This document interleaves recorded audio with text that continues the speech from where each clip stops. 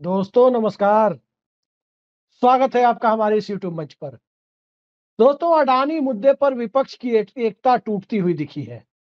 India गठबंधन के अंदर दरार अब खुलकर सामने आ रही है, लेकिन ये दरार नरेंद्र मोदी की सत्ता के लिए ज्यादा बड़ी चुनौती बनकर सामने आ रही है। कायदे से तो इस दरार को देखकर सत्ता पक्ष को खुश होना चाहिए था, लेकिन सत्ता पक्ष अब इस स्थिति में पहुंच चुका है कि विपक्ष के बीच की दरार अब सत्ता पक्ष को और ज्यादा डरा रही है। एक तरफ तृणमूल कांग्रेस के कुछ नेताओं के सामने कैच 22 की सिचुएशन है कि वो करे तो क्या करें। दूसरी तरफ महाराष्ट्र में सत्ता का समर्थन करने वाले दलों के सामने भी कमोबेश वैसी ही स्थिति है। तीसरी तरफ नीतीश कुमार और चंद्रबाबू नायडू की स्थितियां जग जाहिर है कि वो मौके की तलाश में है। और चौथी तरफ भारतीय जनता पार्टी के जो गठबंधन को जो इतनी सीटें मिली थी, उसमें इजाफे की बात तो छोड़िए, अब हालात एक एक कर वहां से खिसकने के बन रहे हैं। कौन सी परिस्थितियां पैदा हो गई है जिन परिस्थितियों में साफ दिखाई दे रहा है कि अडानी के मुद्दे पर विपक्ष की एकता का टूटना भारतीय जनता पार्टी और उसकी सरकार के लिए संकट का कारण बन सकता है। आज सबने देखा, तृणमूल कांग्रेस के नेता और ममता बनर्जी के भतीजे अभिषेक बनर्जी ने कहा कि अडानी मुद्दे पर अब अगर विपक्ष संसद को ठप करता है तो टीएमसी उनका साथ नहीं देगी। पश्चिम बंगाल में उनके प्रोजेक्ट चल रहे हैं अडानी के, सभी को पता है। और अडानी के मुद्दे को लेकर जिस ढंग से पार्टी पीछे हटी है, उसके बाद टीएमसी के सांसद जो सबसे ज्यादा हमलावर होते हैं अडानी के मुद्दे पर, मसलन महुआ मोइत्रा, साकेत गोखले, जवाहर सरकार, इनकी क्या स्थिति होगी? क्योंकि ये तो न इधर के रहे न उधर के रहे।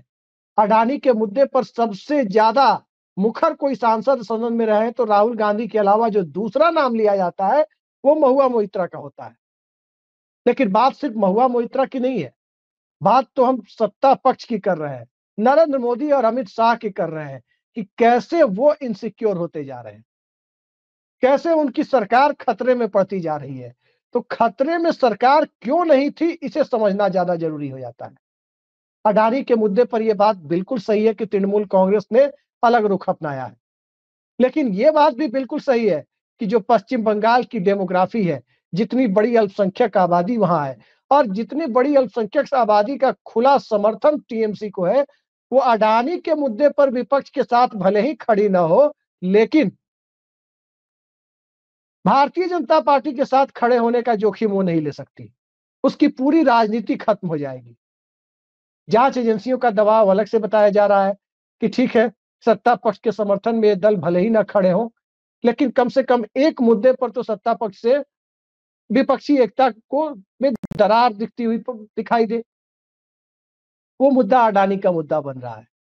लेकिन पश्चिम बंगाल की डेमोग्राफी जब टीएमसी को, तृणमूल कांग्रेस को, ममता बनर्जी की पार्टी को बीजेपी के करीब जाने के बारे में सोचने भी नहीं दे सकती, तो उस स्थिति में नरेंद्र मोदी की सरकार को अडानी के मुद्दे के अलावा फायदा क्या होगा?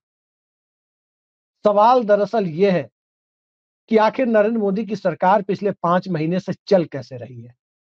तो इसका सीधा कारण है कि सरकार सिर्फ और सिर्फ कांग्रेस की वजह से चल रही है। कांग्रेस पार्टी की एकमात्र इच्छा कि वैकल्पिक सरकार बनाने में कोई भी प्रयोग धर्मिता की स्थिति को कांग्रेस पार्टी स्वीकार नहीं करेगी। यानी इंडिया गठबंधन का सबसे बड़ा दल कांग्रेस है, तो कांग्रेस के नेतृत्व में ही सरकार बनेगी। ये एक सबसे बड़ा कारण रहा है, जिस कारण की वजह से केंद्र में नरेंद्र मोदी की तीसरी ताजपोशी हुई है। अब जो परिस्थितियां बन रही है, अब जब इंडिया गठबंधन मुद्दों के आधार पर बिखरने की तरफ बढ़ता हुआ दिखाई दे रहा है, तो उसके बाद की परिस्थितियों में कांग्रेस क्या इस हठधर्मिता को स्वीकार करेगी? याद कीजिए, जनता का दबाव ऐसा होता है जिससे बड़े बड़े दलों की हठधर्मिता टूट जाती है। कुछ पार्टियां ऐसी भी थी जो इंडिया गठबंधन के साथ जाने में हिचक रही थी, लेकिन उलेमाओं का प्रतिनिधिमंडल उनसे मिला, उनके सामने साफ साफ बातें रखी। उसके बाद आपने देखा कि किस तरह से कुछ दल इंडिया गठबंधन के साथ जाने के लिए तुरंत आनंद फानन में तैयार हो गए। वही स्थिति अब कांग्रेस पार्टी की बन रही है।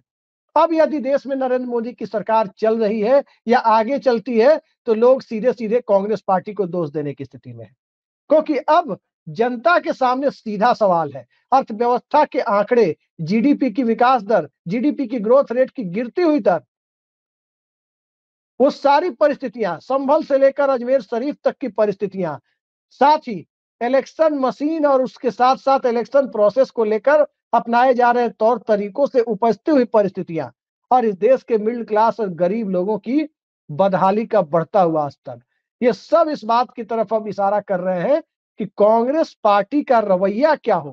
कांग्रेस पार्टी क्या अपनी सरकार, अपने नेतृत्व में बनने वाली सरकार को लेकर के अड़ी रहेगी या इस देश में वैकल्पिक सरकार का रास्ता साफ करेगी। अब मतदाताओं का, वोटर्स का एक बड़ा हिस्सा, इस देश के नौजवानों, किसानों, मुसलमानों, आदिवासियों, दलितों, जाति जनगणना की समर्थक समुदायों, इन सब के सामने अब एक ही विकल्प दिखाई दे रहा है कि क्या आज की परिस्थिति में इस देश में वैकल्पिक सरकार ज्यादा जरूरी है या कांग्रेस के नेतृत्व में बनने वाली सरकार ज्यादा जरूरी है। नरेंद्र मोदी को की सरकार को हटाना कांग्रेस पार्टी की प्राथमिकता है या कांग्रेस पार्टी की प्राथमिकता केंद्र में फिलहाल अपनी सरकार बनाना है। इन दो चीजों के बीच, इन दो मुद्दों के बीच फर्क करना होगा कांग्रेस पार्टी को, अन्यथा नरेंद्र मोदी की तीसरी सरकार भी यदि 5 साल तक चलती चली गई तो उसके बाद चौथी सरकार बनने से वो रोक भी नहीं पाएगी शायद, क्योंकि भारतीय जनता पार्टी थोड़ी कमजोर संख्या बल में जरूर पड़ी, बहुमत के आंकड़े तक नहीं पहुंच पाई, लेकिन इन परिस्थितियों ने भारतीय जनता पार्टी को अपना दूसरा चेहरा सामने लाने पर मजबूर कर दिया, जिसमें वो थोड़ा हिंदुत्ववादी और थोड़ा जनोन्मुखी और जनपक्षीय फैसले लेकर लोगों को लुभाने की कोशिश कर सके और इन दोनों के मिले जुले स्वरूप के साथ अपने चौथे कार्यकाल के लिए भी आगे बढ़ने की कोशिश करें। क्योंकि संघ परिवार और भारतीय जनता पार्टी ऐसा नहीं है कि सिर्फ उग्र हिंदुत्व के सहारे ही अपनी राजनीति को आगे बढ़ाती है। जब जैसा तब तैसा, हर तरह का पैकेज भारतीय जनता पार्टी के पास होता है।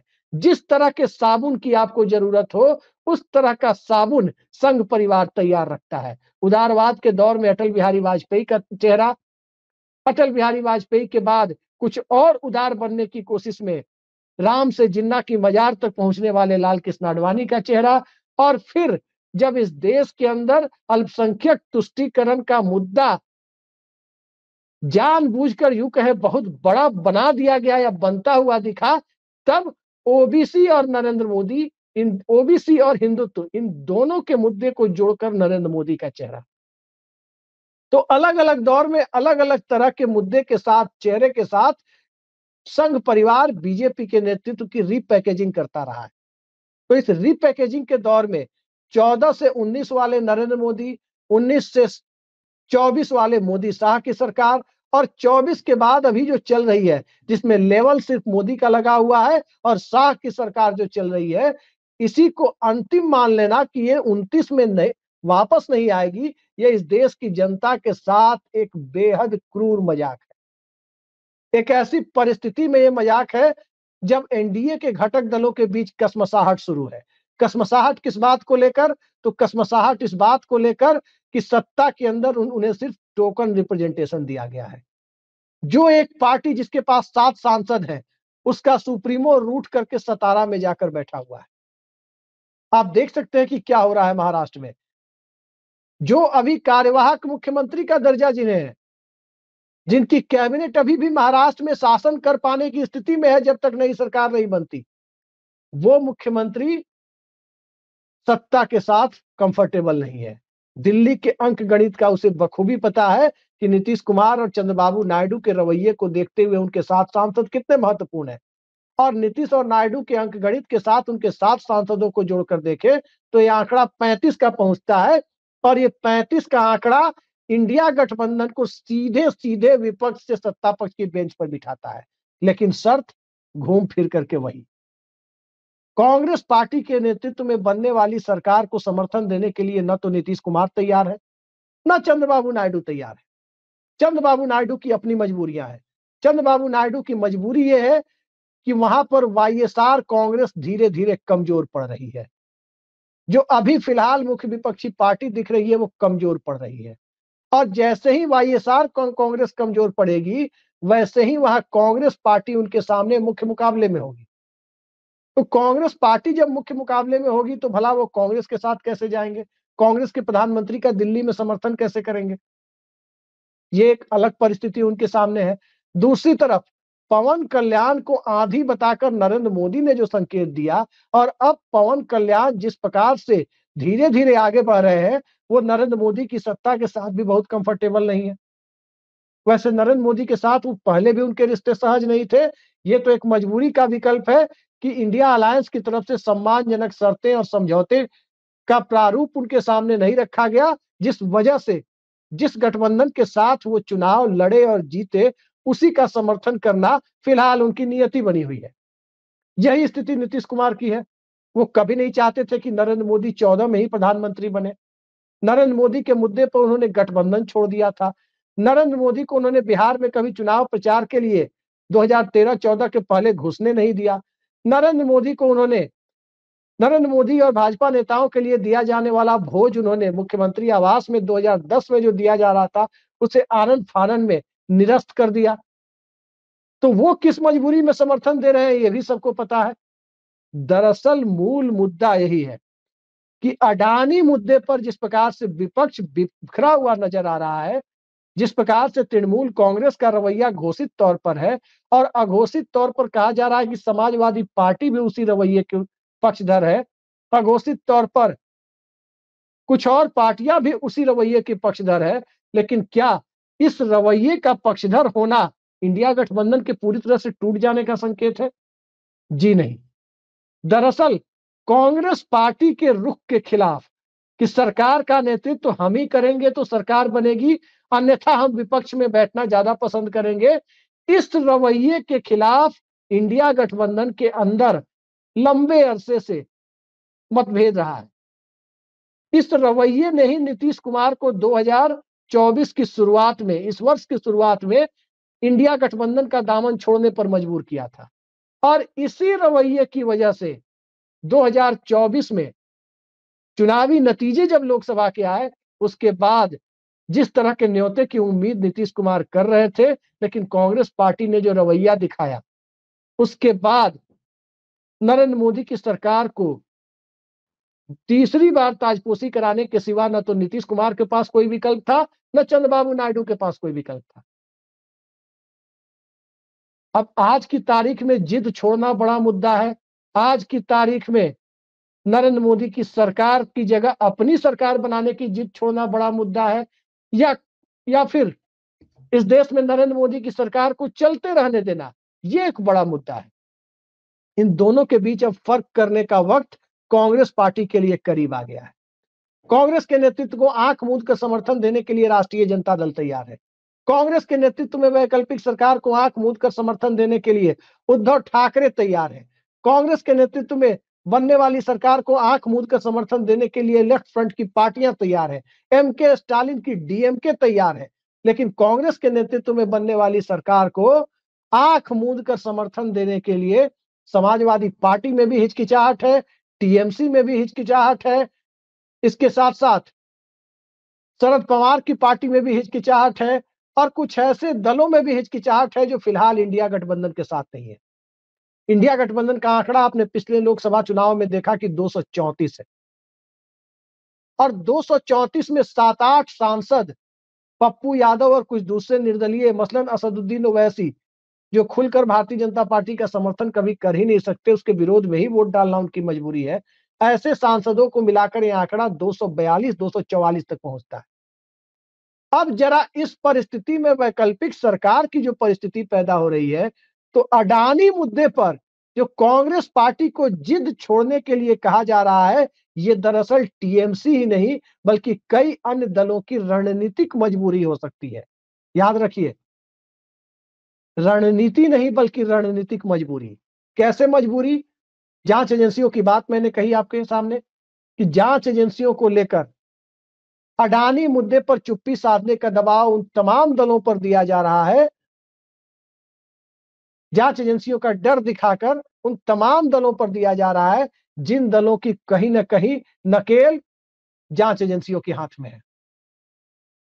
और इसके साथ साथ इन दलों को भी ये सारा मामला बहुत सूट कर रहा है जो दल कांग्रेस पार्टी के एक पक्षीय रवैये से नाराज बताए जाते हैं। कांग्रेस पार्टी के पास यदि 140 सांसद होते, ये दल खुद ही तैयार होते 2004 की तरह कि आपके नेतृत्व में सरकार बने। लेकिन आज जब देश वैकल्पिक सरकार की जरूरत महसूस कर रहा है, तो एक जगह की बात, दूसरी जगह की बार्गेनिंग और दोनों के बीच तीसरी जगह पर जाकर के, यानी इंडिया गठबंधन की एकता दरक जाएगी, इस मुद्दे को सामने ला करके कहीं ना कहीं जो परिस्थितियां बन रही है, उन परिस्थितियों में कांग्रेस पार्टी को अब जिद छोड़ने के लिए मजबूर होना पड़ सकता है या इसे खुशी से खुशी स्वीकार करना पड़ सकता है। वैसे भी जो केंद्र में सरकार बनेगी, उस सरकार को लेकर के इस देश के लोगों में स्थिरता कोई मुद्दा नहीं है।